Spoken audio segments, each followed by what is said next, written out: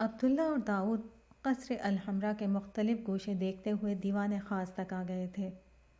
یہاں موجود محرابی جھروکوں سے قدیم غرناطہ کا منظر نظر آ رہا تھا، جبکہ ایک طرف سے جبل سبیقہ پر دور تک پھیلی ہوئی قلعے کی فصیل نظر آ رہی تھی۔ اوپر نیلگوں آسمان تھا اور نیچے پہاڑ کی ڈھلان سبزے سے ڈھکی ہوئی تھی۔ ٹھنڈی ٹھنڈی ہوا کے جھونکے وقفے وقفے سے آتے اور جھروکے میں کھڑے لوگوں کے وجود پر ٹھنڈا کا مساج کر دیتے۔ عبداللہ اور داؤد خاموشی کے ساتھ کھڑے اس خوشگوار منظر سے لطف اندوز ہو رہے تھے کہ ایک مترنم آواز نے ان کی سماعتوں کے دروازے پر دستک دی۔ کیا آپ لوگوں کو اسکارٹ کی ضرورت ہے؟ عبداللہ اور داؤد دونوں نے پلٹ کر دیکھا۔ اسپینش لہجے میں بولی گئی یہ انگریزی کا جملہ ادا کرنے والی لڑکی ان کے پیچھے کھڑی تھی۔ وہ لڑکی کیا تھی؟ اپنے سراپے میں سیاحوں کے قتل کا سامان تھی۔ داؤد جو صورتحال کو بھانپ چکا تھا کہ اسکارٹ کی سہولیات میں وہ لڑکی کیا کچھ پیشکش کرنے والی تھی، اس نے تیزی سے جواب دیا، آپ کا شکریہ، ہمیں ضرورت نہیں ہے، یہ میرے مہمان ہیں، میں ان کو الحمرا خود دکھاؤں گا۔ وہ عبداللہ کے سامنے ایسی کسی بات کو سن کر شرمندہ نہیں ہونا چاہتا تھا۔ داؤد کی بات سن کر اس لڑکی کے چہرے پر طاری مسکراہٹ اور گہری ہو گئی۔ ایسا لگا کہ اسے جیسے داؤد کے انکار سے کوئی فرق نہیں پڑا۔ وہ بہت اعتماد سے چلتے ہوئے ان دونوں کے اور قریب آ گئی۔ اس کے وجود سے اٹھنے والی خوشبو نے اس کی شخصیت کے تاثر کو کئی گنا بڑھا دیا تھا۔ ہسپانوی حسن صدیوں سے مغربی اور عربی حسن کا امتزاج رہا ہے۔ اس لڑکی کے سیاہ بالوں اور سفیدی مائل گندمی رنگ، ستواں نقوش، متناسب قد و قامت میں اتنی خوبصورتیاں جمع تھیں کہ ناممکن تھا کہ وہ کسی مرد کی توجہ حاصل نہ کرے۔ سینیور، آپ تو یقیناً میرے ساتھ کچھ وقت گزارنا چاہیں گے۔ غرناطہ میں مجھ جیسی اسکارٹ کوئی اور نہیں۔ آپ کی قسمت اچھی ہے کہ میں آپ کو پیشکش کر رہی ہوں۔ لڑکی نے پورے اعتماد کے ساتھ عبداللہ کو مخاطب کیا تھا۔ اس کی بڑی بڑی آنکھیں عبداللہ کے چہرے پر گڑی ہوئی تھیں، ہونٹوں پر دل فریب مسکراہٹ تھی۔ ویسے لڑکی نے اپنے بارے میں کسی مبالغے سے کام نہیں لیا تھا۔ اتنی خوبصورت لڑکیاں کم ہی ہوتی ہیں۔ عبداللہ کو خاموش دیکھ کر وہ اس سے دوبارہ مخاطب ہوئی، سینیور، میں آپ سے مخاطب ہوں۔ سینوریٹا، آپ کے سروس چارجز کیا ہیں؟ عبداللہ کی بات سن کر داؤد کو ایک زبردست جھٹکا لگا۔ اس سے پہلے کہ لڑکی کوئی جواب دیتی، اس نے عبداللہ کا بازو پکڑا اور اسے ایک طرف کرتے ہوئے سرگوشی کے انداز میں بولا، عبداللہ صاحب، آپ کو غلط فہمی ہوئی ہے، یہ لڑکی گائیڈ نہیں، کال گرل ہے۔ سینیور، آپ سے پیسے لینے کا دل نہیں چاہتا، جو دل چاہے دے دیجیے گا۔ لڑکی کو اندازہ ہو گیا تھا کہ داؤد عبداللہ کو منع کر رہا ہے۔ اس نے ماہر شکاری کی طرح محبت آمیز مسکراہٹ کے ساتھ نیا داؤ لگایا۔ لڑکی کو اپنے اوپر بلا کا اعتماد تھا۔ اس نے یہ جملہ کہتے ہوئے تیکھی نظروں سے داؤد کو دیکھا۔ وہ خاموشی سے اسے پیغام دے رہی تھی کہ تم کچھ بھی کر لو، تمہارا ساتھی گیا۔ پھر بھی آپ پہلے پیسے طے کریں، 2 گھنٹے کے لیے آپ کتنے پیسے دیں گی؟ عبداللہ نے لڑکی سے دریافت کیا۔ یہ کہتے ہوئے اس کی نظر نیچے ہی تھی۔ اس نے پہلی دفعہ کے بعد دوبارہ اس لڑکی کو نظر اٹھا کر نہیں دیکھا تھا۔ لڑکی نے کہا، آپ اتنے اچھے ہیں، آپ سے زیادہ پیسے لینے کا دل نہیں چاہتا، صرف 200 یورو ٹھیک ہے۔ عبداللہ نے کہا، ٹھیک ہے، مگر سروس میں کیا شامل ہوگا؟ جو آپ چاہیں۔ لڑکی نے اس انداز میں یہ جملہ کہا کہ سننے والے فدا ہو جاتے۔ ویسے ارد گرد چند مغربی سیاح اور موجود تھے اور دل ہی دل میں اس لڑکی کے حسن اور عبداللہ کی قسمت کو داد دے رہے تھے۔ عبداللہ نے ان سب سے بے نیاز ہو کر لڑکی سے کہا، ٹھیک ہے، میرے ساتھ چلو۔ یہ کہہ کر عبداللہ نے ایک سمت قدم آگے بڑھا دیے۔ لڑکی اس کے پیچھے چلنے لگی۔ داؤد اپنی جگہ کھڑا رہ گیا۔ اس کی کیفیت یہ تھی کہ کاٹو تو بدن میں لہو نہیں۔ اس کے سمجھ میں نہیں آ رہا تھا کہ یہ کیا ہو رہا ہے۔ یہ وہی عبداللہ ہے جو کچھ دیر قبل انسان اور شیطان کی جنگ پر گفتگو کر رہا تھا اور اب الحمرا اور داؤد کو چھوڑ کر ایک کال گر سے بھاؤ تاؤ کر کے اسے ساتھ لے کر جا رہا تھا۔ سردار کے منہ سے عبداللہ کا نام سن کر سوگویال نے درست لہجے میں سوال کیا، یہ کمینہ عبداللہ اس وقت کہاں ہے؟ سردار نے ایک اور شخص کی طرف دیکھا جو ابھی تک بالکل خاموش بیٹھا تھا۔ وہ شخص کھڑا ہوا اور بہت ادب سے بولا، میرے آقا، وہ اس وقت مغرب کے ایک خطے میں موجود ہے۔ وہاں بھی وہ مسلسل گمراہی پھیلا رہا ہے۔ وہاں اس کی ملاقات ایک اور گمراہ اور باغی شخص داؤد سے ہو گئی ہے۔ یہ دونوں کوئی بہت بڑا فتنہ پھیلا سکتے ہیں، ہمیں ان کا فوری انتظام کرنا ہوگا۔ اس بات پر منایوس پورے اعتماد سے کھڑا ہوا اور اکڑ سے بھرپور لہجے میں کہا، سردار، آپ کی عنایت سے آپ کے غلام نے عبداللہ سے نمٹنے کا انتظام کر دیا ہے۔ آپ نے اس نشست میں مجھے بلاتے وقت عبداللہ کے فتنے کا ذکر کر دیا تھا، چنانچہ میں نے اپنے طور پر پوری معلومات جمع کی اور پھر وہاں کے مقامی سردار کو اس کی آمد کی اطلاع کر دی۔ ان کا پیغام آیا ہے کہ انہوں نے اس فتنے کی سرکوبی کا بندوبست کر لیا ہے۔ سردار نے سوال طلب نظروں سے اسے دیکھتے ہوئے کہا، کیا بندوبست کیا ہے؟ انہوں نے ایک انتہائی حسین دوشیزہ کا جال اس کے لیے تیار کیا ہے۔ وطن سے دور ایک اجنبی ملک میں جہاں کوئی جاننے والا نہ ہو، یہ جال اپنا کام کر جائے گا۔ سردار نے کہا، ارے بے وقوف، کس دنیا میں رہتے ہو تم؟ وہ عبداللہ بہت کمینہ ہے، اس کے خلاف پہلے بھی یہ جال استعمال کیا گیا تھا۔ نائمہ نام کی ایک وفادار کے ذریعے سے ہم نے اسے جال میں پھنسانے کی کوشش کی تھی۔ جانتے ہو آخر میں کیا ہوا تھا؟ سردار کی آواز میں اتنا شدید غضب تھا کہ سب لرز اٹھے۔ وہ جال کاٹ کر ہماری خادمہ ہم سے چھین کر لے گیا، جال بھی گیا اور وہ لڑکی بھی ہمارے ہاتھ سے چلی گئی۔ وہ شیطان کے بجائے خدا کی بندی بن گئی۔ تھوڑی دیر کے لیے خاموشی چھا گئی۔ پھر زاریوس نشست سے اٹھا اور اپنی خدمات پیش کرتے ہوئے بولا، آپ مجھے موقع دیجیے، وہ واپس آتا ہے تو میں کسی اور طرح اس فتنے کی سرکوبی کی کوشش کروں گا۔ سردار نے کہا، ٹھیک ہے زاریوس، مجھے تم پر اعتماد ہے، لیکن بہتر ہے کہ سوگویال کو بھی ساتھ میں کر لو۔ میں کسی صورت ناکامی برداشت نہیں کر سکتا۔ اس پر سوگویال نے کہا، مگر سردار، میں پہلے ہی بہت اہم ذمہ داریاں سر انجام دے رہا ہوں، اور پھر ایک حقیر کیڑے کے لیے عزازیل کے 2 خادموں کی کیا ضرورت ہے؟ بلکہ میری رائے میں سردار زاریوس جیسی اہم شخصیت کی بھی ضرورت نہیں۔ اس کے لیے آپ کا ایک اشارہ کافی ہے، ہمارا ایک ادنا سا کارکن ہی اس کم وقت کے لیے کافی ہے۔ یہ انسان کیا ہمارے سامنے ٹھہر سکتے ہیں؟ سردار نے حتمی لہجے میں کہا، تم ابھی عبداللہ کو نہیں جانتے۔ اس جیسے لوگ جو خدا کی یاد میں جیتے ہیں، ان سے نمٹنا آسان نہیں ہوتا۔ بس میں نے فیصلہ کر لیا ہے۔ پھر زاریوس اور سوگویال کو مخاطب کر کے حکم دیا، تم دونوں رکو، باقی لوگ اب جا سکتے ہیں۔ ضرورت پڑی تو آپ لوگوں کو پھر بلایا جائے گا، اور ہاں منایوس، تم بھی ٹھہرو۔ اس کے ساتھ ہی باقی لوگ اپنی نشستوں پر سے تحلیل ہونا شروع ہو گئے، اور تھوڑی ہی دیر میں ان تینوں کے علاوہ اور کوئی نہیں رہا۔ لاؤنج میں رکھے فون کی گھنٹی بجی۔ سارا نے جو وہیں کھڑی تھی فون اٹھا لیا۔ اس نے ہیلو کہا تو دوسری طرف سے نبیہہ کی جھلائی ہوئی آواز آئی، میں نبیہہ بات کر رہی ہوں۔ سارا، امی کہاں ہیں؟ میں بہت دیر سے ان کا موبائل ملا رہی ہوں، مگر وہ اٹھا کر نہیں دیتی۔ سارا نے کہا، اچھا تم فون رکھو، میں ان کے کمرے میں جا کر دیکھتی ہوں اور تم کو کال بیک کراتی ہوں، ہو سکتا ہے واش روم میں ہوں۔ سارا نے فون منقطع کیا اور سمینہ کے کمرے کی طرف چلی گئی۔ تھوڑی دیر میں وہ لوٹی اور نبیہہ کا نمبر ڈائل کرنے لگی۔ کچھ دیر بیل بجتی رہی اور پھر نبیہہ کی آواز آئی، امی آپ فون کیوں نہیں اٹھاتی؟ سارا نے بڑی نرمی اور محبت سے کہا، نہیں یہ میں ہوں سارا، چچی نہا رہی ہیں، وہ تھوڑی دیر میں فون کر لیں گی۔ تم بتاؤ کیسی ہو؟ خالد بھائی کیسے ہیں؟ میں ٹھیک ہوں، نبیہہ نے سپاٹ لہجے میں جواب دیا۔ خالد کے بارے میں وہ کچھ نہیں بولی۔ سارا نے کہا، نبیہہ تم سے ایک بات کرنی تھی، اگر تم مائنڈ نہ کرو تو۔ نبیہہ نے بیزاری سے کہا، بولو۔ وہ فون رکھنا چاہ رہی تھی مگر سارا بات کرنے پر مصر تھی۔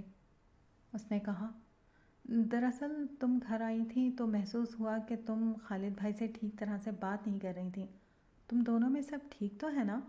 اس پر نبیہہ نے انتہائی بدتمیزی سے سارا سے کہا، تم اپنی اوقات میں رہو، اپنے کام سے کام رکھو، مجھے تمہاری مدد، ہمدردی اور مشورے کی کوئی ضرورت نہیں، میں اپنے مسائل سے خود نمٹنا جانتی ہوں۔ یہ سب کچھ کہہ کر کال منقطع کر دی۔ سارا سناٹے میں آ گئی۔ اس نے تو اپنی طرف سے ہمدردی کرنا چاہی تھی، مگر نبیہہ کے لہجے نے اس کے دل کو کرچی کرچی کر دیا تھا۔ اس کی آنکھ سے آنسو بہہ رہے تھے۔ اس نے خاموشی سے ریسیور کریڈل پر رکھ دیا۔ نائمہ باجی میں کیا کروں، میری ساس مجھے بہت تنگ کرتی ہیں، ہر وقت چلی کٹی باتیں، ہر وقت میرے اور میرے خاندان کی غربت کے تانے، ہر وقت میری ماں کے بارے میں باتیں، میرے شوہر کو میرے خلاف بھڑکانا، یہ سلسلہ کب تک جاری رہے گا؟ سارا روتی جا رہی تھی اور اپنا دکھڑا نائمہ کو سناتی جا رہی تھی۔ وہ نائمہ اور اس کے توسط سے اس کے شوہر عبداللہ سے اپنی شادی سے قبل ہی واقف تھی۔ زندگی کے مختلف مسائل میں نائمہ نے ہمیشہ اس کی مدد کی تھی۔ ابھی بھی وہ اپنا گھریلو مسئلہ لے کر نائمہ کے پاس آئی ہوئی تھی۔ اپنے مسائل بیان کرتے کرتے وہ رونے لگی تھی۔ نائمہ نے اسے پانی کا گلاس دیتے ہوئے تسلی دی۔ یہ لو، پانی پیو۔ شاباش، آنسو پوچھ لو۔ سارہ نے پانی پیا اور پھر بولنا شروع ہوئی۔ میرے لیے یہ حالات بڑے حوصلہ شکن ہیں۔ اس گھر میں میرا واحد سہارا میرے شوہر حمزہ ہیں، مگر وہ سارا دن گھر سے باہر رہتے ہیں۔ میرے سسر کو کسی گھریلو معاملے کی زیادہ پرواہ نہیں، نہ وہ کسی بات میں بولتے ہیں، لیکن ان کا رویہ میرے ساتھ مناسب ہے۔ وہ بہرحال میرے اپنے سگے چچا بھی ہیں، مگر اصل مسئلہ یہ ہے کہ سارا دن مجھے ساس کے ساتھ رہنا پڑتا ہے۔ وہ حمزہ کے ساتھ میری شادی سے بالکل خوش نہیں۔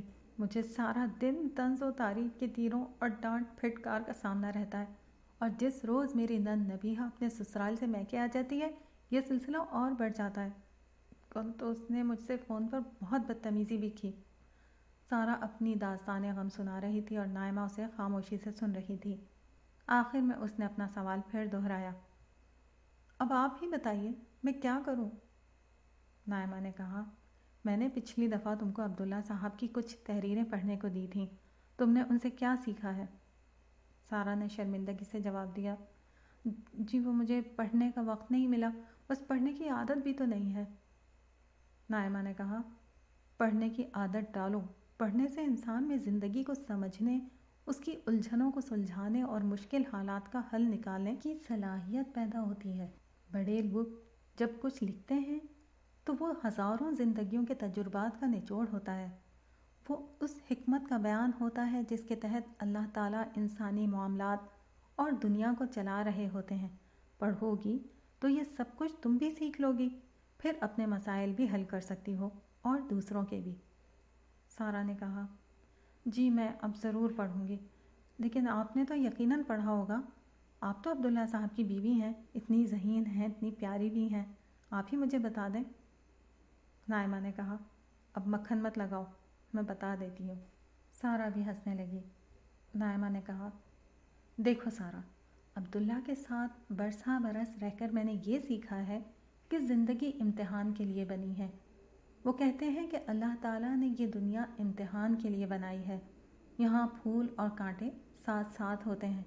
کانٹوں کا شکوہ کرنے کے بجائے انہیں نظر انداز کر دینا چاہیے۔ سارہ نے اس کی بات کاٹ کر کہا، لیکن اگر کانٹے چبھنے لگیں تو بہت تکلیف ہوتی ہے، خون نکل آتا ہے۔ نائمہ نے کہا، ہاں تم نے ٹھیک کہا، کانٹا چبھتا ہے تو تکلیف ہوتی ہے، خون بھی نکل آتا ہے، مگر اللہ تعالیٰ نے انسانی جسم میں یہ صلاحیت دی ہے کہ تھوڑی دیر میں جسم خون کو خود ہی روک دیتا ہے، زخم بھی بھر جاتا ہے۔ تم کانٹے اور اس سے ملنے والی تکلیف کو نظر انداز کر دو، اس کے ساتھ موجود پھول کی خوشبو کو سونگھو، اس کی خوبصورتی سے محظوظ ہو، اس کے پھلوں سے فائدہ اٹھاؤ۔ سارہ نے کہا، مگر جب کانٹے بار بار چبھیں، جب لوگ جان بوجھ کر زندگی میں کانٹے بچھائیں تو کیا کیا جائے؟ نائمہ نے اسے سمجھاتے ہوئے کہا، جب کانٹا چبھے تو صبر کرو، جب لوگ کانٹے بکھیریں تو تم کانٹے سمیٹنے کو اپنا کام بنا لو۔ اصل مسئلہ سمجھ لو، کانٹوں کا ہونا کوئی مسئلہ نہیں ہے، یہ تو امتحان کا حصہ ہے۔ اصل مسئلہ اس حقیقت کو بھول جانا ہے کہ ہم حالت امتحان میں ہیں۔ ہم چاہتے ہیں کہ ہمیں ہر طرح کے مسائل سے پاک زندگی ملے۔ دیکھو، یہ اللہ کا قانون ہے، زندگی کبھی مسائل سے پاک نہیں ہوتی۔ ایک مسئلہ ختم ہوگا تو دوسرا پیدا ہو جائے گا، اس لیے کہ یہ تو امتحان کا حصہ ہے۔ بس یہ کرو، اس امتحان میں جینا سیکھ لو۔ سارہ نے شدت سے اپنی بات کو دہراتے ہوئے کہا، مگر یہ جینا تو نہیں ہوا، یہ زندگی تو نہیں ہوئی۔ نائمہ نے کہا، میں کب کہہ رہی ہوں کہ یہ زندگی ہے؟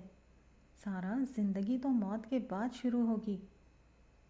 کانٹوں سے پاک پھل اور پھول والے درخت صرف جنت میں ہوں گے۔ دنیا میں اگر یہ بنانے کی کوشش کرو گی تو اصل زندگی میں جہنم کے کانٹوں سے بچنے کا سامان نہیں جمع کر سکو گی۔ سارہ خاموش رہی۔ نائمہ نے کہا، مجھے ایک بات بتاؤ، کیا تمہاری زندگی میں کوئی خوشی، کوئی آسودگی نہیں ہے؟ کیا تم ایک اچھے گھر میں نہیں رہتی؟ کیا تمہارا شوہر تم سے بہت محبت نہیں کرتا؟ یہ سب تو تم مجھے بتا چکی ہو، ان چیزوں کی طرف کیوں نہیں دیکھتی؟ اچھی چیزوں کو نہ دیکھنا اور صرف ناپسندیدہ چیزوں کا ذہن میں رکھنا تو منفی سوچ ہے. یہ تو انسان کو ذہنی مریض بنا دیتی ہے. سارا نے پھر وہی کہا. مگر میری ساس مجھے بہت تنگ کرتی ہیں. نائمہ نے اسے سمجھایا. دیکھو گھر ایسے نہیں بنتے. سسرال میکہ نہیں ہوتی. ساس ماں نہیں ہوتی. یہ بھی ٹھیک ہے کہ ہمارے جوائنٹ فیملی سسٹم میں لڑکیوں کے لیے کم یا زیادہ مشکلات ہوتی ہیں، مگر ان کو ذہنی طور پر یہ ماننا چاہیے کہ یہی معاشرے کا رواج ہے. صبر، برداشت، حسن سلوک سے 90% معاملات ٹھیک ہو جاتے ہیں. سارا نے کہا. مجھے تو نہیں لگتا کہ چیزیں ٹھیک ہوں گی. وہاں میری اور میری ماں کی توہین ہوتی ہے، ایسی باتوں پر جن میں ہمارا کوئی قصور نہیں. نائمہ نے اسے ٹوکا. دیکھو اس مایوس ذہن کے ساتھ تو کچھ بھی ٹھیک نہیں ہوگا. اپنے انداز فکر کو بدلو. یاد رکھو جب تک تم نہ چاہو کوئی بھی تم کو ذہنی تکلیف نہیں پہنچا سکتا. بس اپنے احساسات کو کنٹرول کرنا سیکھو. میں اس کا آسان سا طریقہ بتائے دیتی ہوں. یہ بتاؤ تمہاری پسندیدہ چیز کیا ہے؟ سارا نے شوق سے اپنی پسند بیان کرتے ہوئے کہا. مجھے اچھے کپڑے بہت پسند ہیں. مجھے پرفیوم کا بھی بہت شوق ہے. نائمہ نے کہا. تو پھر جب کبھی تمہیں زندگی میں کوئی تکلیف پہنچے تم یہ سوچو کہ ہر تکلیف کے بدلے میں تمہیں جنت میں اللہ تعالیٰ بہترین کپڑے گفٹ کریں گے. ہر تکلیف کے بدلے میں بہترین پرفیوم ملے گا. یہ تجارت ہے جو تم اللہ کے ساتھ کر لو. دنیا کی تکلیف اٹھاؤ اور آخرت میں اپنی پسند کی چیز لو. بتاؤ یہ تجارت کرو گی اللہ میاں کے ساتھ؟ اپنے پیارے اللہ میاں کے ساتھ. سارا خاموش رہی. نائمہ نے اس کے چہرے کو پڑھتے ہوئے مزید کہا.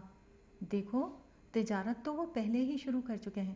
تم کو ایڈوانس کے طور پر انہوں نے زندگی دی ہے، اچھی شکل دی ہے، ہاتھ پاؤں، صحت، عافیت، شادی شدہ زندگی سب دی ہے. ہزاروں لاکھوں نعمتیں ہیں جو صرف تمہارے جسم میں ہیں. رشتے، ناطے، کھانا پینا، لباس، گھر اور ان گنت چیزیں اس کے علاوہ ہیں. یہ سب کچھ انہوں نے تمہاری محنت کے بغیر تمہیں دیا ہے. یا یہ بتاؤ کہ ان میں سے کوئی چیز تمہاری کمائی ہے؟ سارا نے کہا. نہیں، یہ سب تو اللہ میاں ہی نے دیا ہے. نائمہ نے کہا. تو بس یقین رکھو کہ جس نے عدم سے یہ دنیا بنائی ہے، مجھے اور تمہیں بنایا ہے، ایک دن وہ نئی دنیا بنائیں گے اور وہاں اپنا ہر وعدہ پورا کریں گے. تم ان سے تجارت کر لو. دکھ کے بدلے میں جنت کی نعمت کی تجارت. یقین جانو پھر ہر دکھ میں تم کو مزہ آئے گا. زندگی کی ہر ناخوشگوار بات تم کو اچھی لگنے لگے گی. سارا بے اختیار نائمہ کے گلے لگ گئی. نائمہ باجی، اللہ تعالیٰ آپ کو لمبی زندگی دے، آپ کے شوہر کو لمبی عمر دے. آپ لوگ ہمارے مردہ وجود کو زندہ کر دیتے ہیں. بس اب مجھ میں جینے کا حوصلہ ہو گیا ہے. اب مجھ میں ہر طرح کے حالات کا سامنا کرنے کا حوصلہ ہو گیا ہے.